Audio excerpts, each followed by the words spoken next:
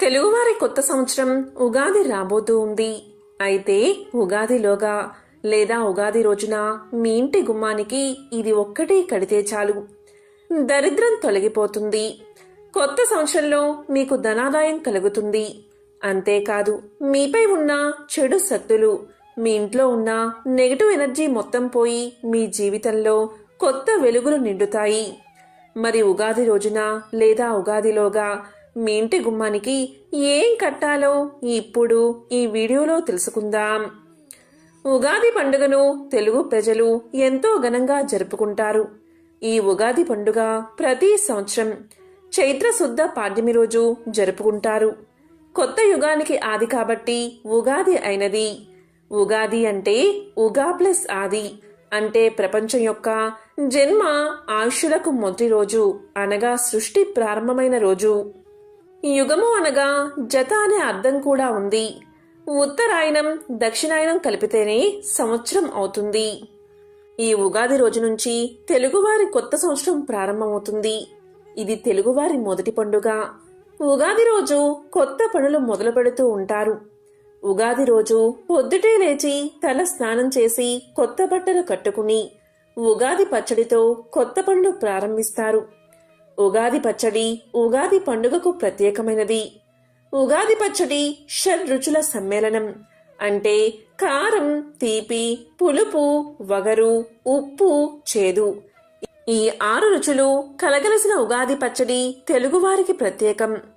సంవత్సరం పొడవునా ఎదురయ్యే కష్ట సుఖాలను, మంచి చెడులను సమానంగా స్వీకరించాలని సందేశాన్ని ఈ ఉగాది పచ్చడి మనకి తెలియజేస్తుంది.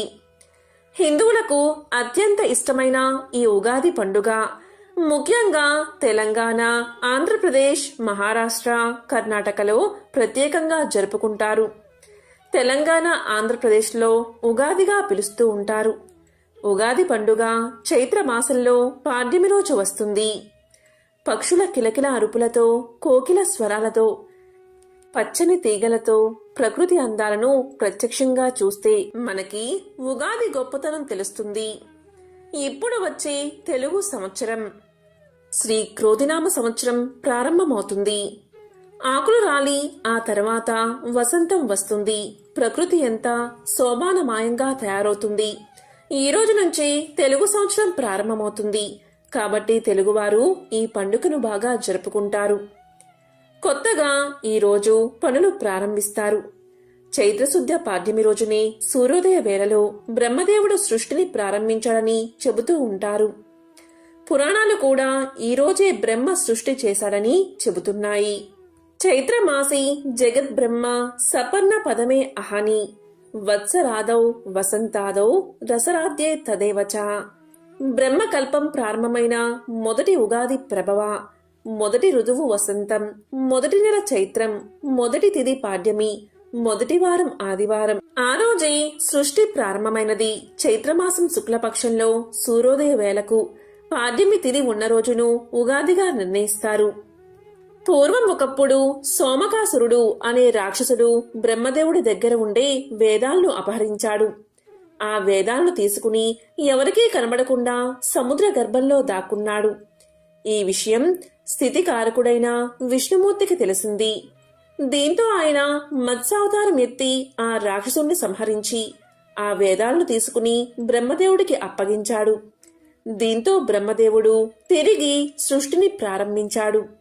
అలా బ్రహ్మ సృష్టిని చేసింది ఈ ఉగాది రోజే.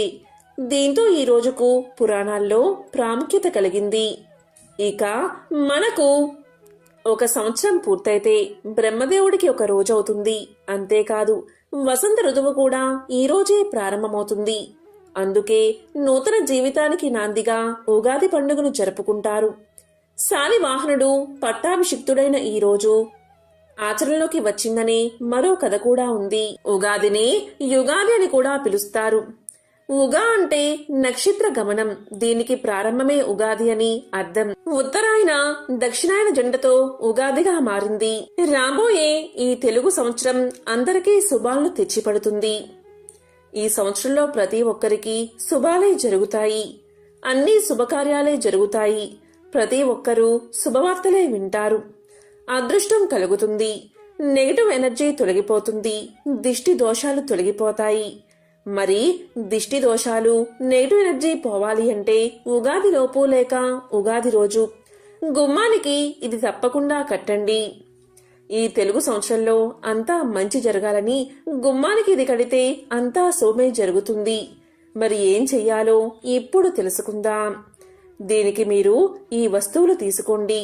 ఒక ఎర్రని గుడ్డ, పీచు తీయని కొబ్బరికాయ, ఒక 5 పసుపు కొమ్ములు, కొద్దిగా పసుపు కుంకుమ తీసుకోండి.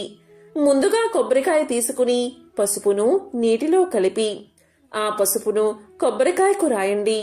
ఆ తరువాత కుంకుమతో ఆ కొబ్బరికాయ మీద స్వస్తిక్ గుర్తు వేయండి. ఇప్పుడు ఎర్రని గుడ్డలో ఈ కొబ్బరికాయ పెట్టండి. అలాగే 5 పసుపు కొమ్ములు కొద్దిగా అక్షింతలు వేసి మూటలాగా కట్టండి. ఇప్పుడు ఈ మూటను ప్రధాన ద్వారం గుమ్మానికి కట్టండి. ఉగాదిలోపు లేదా ఉగాది రోజు ఉదయం పూట ఈ పరిహారాన్ని పాటించండి. ఉగాది రోజు అయితే ఉగాది రోజు ఉదయం ఇలా చెయ్యండి. ఇలా చేస్తే ఇంట్లో ఉన్న నెగటివ్ ఎనర్జీ అంతా బయటకు వెళ్లిపోతుంది. పాజిటివ్ ఎనర్జీ చేకూరుతుంది. దైవిక శక్తులు మిమ్మల్ని మీ ఇంటిని కాపాడతాయి. దిష్టి దోషాలు, నరదోషాలు తొలగిపోతాయి. చాలా మంది ఎక్కడ పడితే అక్కడ తిరిగి ఇంట్లోకి కాళ్ళు కడుక్కోకుండా వచ్చేస్తూ ఉంటారు. దీనివల్ల నెగటివ్ ఎనర్జీ అనేది ఇంట్లోకి ప్రవేశిస్తుంది. దీనివల్ల ఇంట్లో నెగటివ్ ఎనర్జీ పేరుకుపోవడం వల్ల అనేక సమస్యలు తెలుస్తాయి. భార్యాభర్తల మధ్య సఖ్యత ఉండదు. కుటుంబంలో కలహాలు మొదలవుతాయి. మనశ్శాంతి అనేది ఉండదు. కాబట్టి ఉగాది రోజు లేదా ఉగాదిలోపు ఉదయం పూట ఈ పరిహారాన్ని పాటిస్తే ఇంట్లో ఉన్న నెగటివ్ ఎనర్జీ మొత్తం తొలగి అన్ని శుభాలే కలుగుతాయి. ఇక గుమ్మానికి కట్టిన కొబ్బరికాయ ఒకవేళ కుళ్ళితే ఆ మూటను ప్రవహించే నీటిలో పడేయండి. ఈ తెలుగు సంవత్సరంలో అన్ని శుభాలు జరగాలి అంటే మీరు తప్పనిసరిగా ఈ పరిహారాన్ని పాటించండి. ఈ ఉగాది పండుగలోపు ఎవరైతే ఈ కథను వింటారో లేక చెప్తారో లేక చదువుతారో అలాంటి వారికి అష్టైశ్వర్యాలు, భోగభాగ్యాలు కలుగుతాయి. పట్టిందల్లా బంగారమే అవుతుంది. మరి ఆ కథ ఏంటో ఇప్పుడు ఈ వీడియోలో తెలుసుకుందాం. పురందరపురంలో ఒక వర్తకుడు ఉండేవాడు. ఆ వర్తకుడు చాలా ధనవంతుడు. గొప్ప ధనవంతుడైన ఆ వర్తకుడికి 4 కుమారులు కలిగారు. కాలక్రమంలో ఆ వర్తకుడు వృద్ధుడై మరణించే సమయం ఆసన్నమైనది. మరణించే ముందు ఆ వర్తకుడు తన 4 కుమారులను పిలిచి మూత బిగించి ఉన్న 4 పాత్రలను వారికి ఇచ్చి వాటిని తాను మరణించాక మాత్రమే తెరిచి చూడమని, వాటిలో ఎవరు ఏ పని చెయ్యాలో నిర్దేశితమై ఉందని చెప్పి వర్తకుడు మరణించాడు. దీంతో వర్తకుడు మరణించిన వెంటనే అతని కుమారులు తండ్రి ఇచ్చిన పాత్రలను తెరచి చూశారు. మొదటి పాత్రలో మట్టి, 2వ పాత్రలో బొగ్గులు, 3వ పాత్రలో ఎముకలు, 4వ పాత్రలో తౌడు కనిపించాయి. కాని దానర్థం వారికి తెలియక తమ రాజైన విక్రమార్కుడి దగ్గరకు వెళ్లి విషయమంతా తెలియచేశారు వారు. రాజైన విక్రమార్కుడికి కూడా ఆ పాత్రల విషయం అస్సలు అర్థం కాలేదు. దీంతో ఆ 4 కుమారులు ఏమిటి ఈ పరిస్థితి అని ఆలోచించి ప్రతిష్టానపురం చేరుకుని అక్కడ ఉన్నవారిని అడిగారు. కాని ఎవరూ చెప్పలేకపోయారు. అయితే వారికి ఒక బాలుడు తారసపడ్డాడు. ఆ బాలుడు ఎవరు అంటే ఒక వితంతువు కుమారుడు. అయితే ఆమెకు నాగరాజు తక్షకుడి వల్ల గర్భం వచ్చింది. ఆ వితంతువుకు ఒక కుమ్మరి ఆశ్రయాన్ని కల్పించాడు. ఆ కుమ్మరి ఆశ్రయంలో ఉన్నప్పుడే ఆమె బాలుణ్ణి ప్రసవించింది. అలా పుట్టిన బిడ్డకు శాలివాహనుడు అనే పేరు పెట్టింది. ఆ శాలివాహనుడు 4 పాత్రల సమస్యను తెలివిగా పరిష్కరించాడు. ఆ 4 కుమారులలో మట్టితో నిండిన పాత్ర వచ్చిన కుమారుడు ఆస్తిలోని భూమిని తీసుకోవాలని, బొగ్గులు నిండిన పాత్ర వచ్చిన కుమారుడు కలపను తీసుకోవాలని, ఎముకలు నిండిన పాత్ర వచ్చిన కుమారుడు పశు సంపదను తీసుకోవాలని, తౌడు నిండిన పాత్ర వచ్చిన కుమారుడు ధాన్యాన్ని పంచుకోవాలని, అదే మరణించిన వర్తకుడి భావన అని శాలివాహనుడు తెలియజేశాడు. ఆ శాలివాహనుడి మాటలు ఆ 4 నచ్చి ఆ విధంగానే పంచుకున్నారు. ఈ విషయం ఆ నోటా ఈ నోటా విక్రమార్కుడి దాకా చేరింది. దీంతో విక్రమార్కుడు శాలివాహనుణ్ణి చూడాలని కుతూహలపడి భటులతో కబురు చేశాడు. కాని శాలివాహనుడు వాళ్లతో తాను రానని, ఏనాటికైనా విక్రమార్కుడే తన దగ్గరకు రావాల్సి ఉంటుందని పలికాడు. ఆ విషయాన్ని భటులు విక్రమార్క మహారాజుకు తెలియచేశారు. దీంతో మహారాజుకు కోపం వచ్చి శాలివాహనుణ్ణి సంహరించడానికి చతురంగ బల సమేతుడై వెళ్లాడు. ఈ విషయం తెలుసుకున్న శాలివాహనుడు మట్టితో సైనికుల బొమ్మలు చేసి ప్రాణం పోసి విక్రమార్కుడి మీదకు పంపాడు. ఈ విధంగా ఇద్దరి మధ్య భీకర పోరాటం సాగింది. చివరకు శాలివాహనుడు సమ్మోహనాస్త్రాన్ని ప్రయోగించి విక్రమార్కుడి సేనంతా నిద్రపోయేలా చేశాడు. అప్పుడు విక్రమార్కుడు వాసుకి అనే నాగరాజుని ప్రార్థించి తన సేనలకు మెలకువ వచ్చేలా చేశాడు. ఇలా శాలివాహన విక్రమార్కుల యుద్ధ సమరంలో ఎవరికీ విజయం తేలనప్పుడు ఆకాశవాణి ఇలా పలికింది.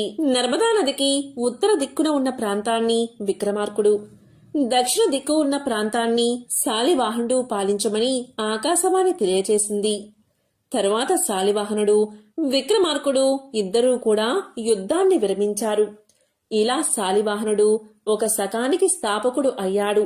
ఈ విధంగా శక స్థాపన జరిగింది. చైత్ర శుక్ల పాడ్యమి నాడే ఈ పూర్వఘట్టాన్ని స్మరించుకుంటూ ఉండేందుకు అనంతర కాలంలో ఉగాదిగా ఆవిర్భవించిందని ప్రచారంలో ఉంది. తెలుగు సంవత్సరాలకు ఆ పేర్లు ఎలా వచ్చాయో తెలిపే ఈ కథను ఉగాదిలోగా ఎవరైతే వింటారో వారికి సకల ఐశ్వర్యాలు సిద్ధిస్తాయి, దేనికి లోటురాదు. ఒకసారి నారద మహాముని విష్ణుమాయ వల్ల స్త్రీగా మారి ఒక రాజును వివాహం చేసుకుంటాడు. వారికి 60 మంది పుత్రులు జన్మిస్తారు. ఒకసారి ఆ రాజు తన పుత్రులతో కలిసి యుద్ధానికి వెళ్ళినప్పుడు అంతా చనిపోతారు. అప్పుడు నారదుడు విష్ణువుని ప్రార్థిస్తాడు. విష్ణువు కరుణించి ఇలా పలుకుతాడు, నీ పిల్లలు 60 సంవత్సరాలుగా కాలచక్రంలో తిరుగుతూ ఉంటారు అని వరాన్ని ఇస్తాడు. అవే తెలుగు సంవత్సరాలుగా ప్రస్తుతం మనకి వాడుకలో ఉన్నాయి. ఈ రోజే బ్రహ్మదేవుడు సృష్టిని ప్రారంభించాడు. దేవతలకి ఆయా పనులు అప్పగించాడు. నాటి నుంచి సంవత్సరాది ఉగాది అయిందని బ్రహ్మాండ పురాణం చెప్తుంది. ఆదిలో ఈనాడు ప్రారంభమైన సృష్టి కార్యకలాపం నేటి వరకు అవిచ్ఛిన్నంగా దినదిన క్రమాభివృద్ధిగా సాగుతుంది. ఈ కారణం వల్లే ఈ రోజు కొత్తగా లెక్కలు పెట్టడం, కొత్త వ్యాపారాలు ప్రారంభించడం ఆచారమైనది. బ్రహ్మ సృష్టిని ఈ రోజే ప్రారంభించడం వల్ల కూడా, ఇంకా ఇతర కారణాల వల్ల కూడా చైత్ర శుక్ల పాడ్యమి పర్వమైందని పెద్దల మాట. శ్రీరామచంద్రుడు వనవాసం తర్వాత సీతాదేవితో కలిసి చైత్ర శుక్ల పాడ్యమి నాడు తిరిగి ప్రయాణ సన్నాహం చేశాడని పురాణాల్లో ఉంది. అందువల్ల ఈ కారణం చేత కూడా ఈ రోజు పండుగ అయినది. వసురాజు తపస్సు చేసి రాజ్య పదవిని సంపాదించిన తర్వాత ఇంద్రుడు చైత్ర పాడ్యమి నాడు ప్రత్యక్షమై అతనికి నూతన వస్త్రాలు ఇచ్చి అభినందించాడు. ఈ సందర్భంగా కూడా ఈ పండుగ ప్రఖ్యాతి గాంచిందని చెబుతారు.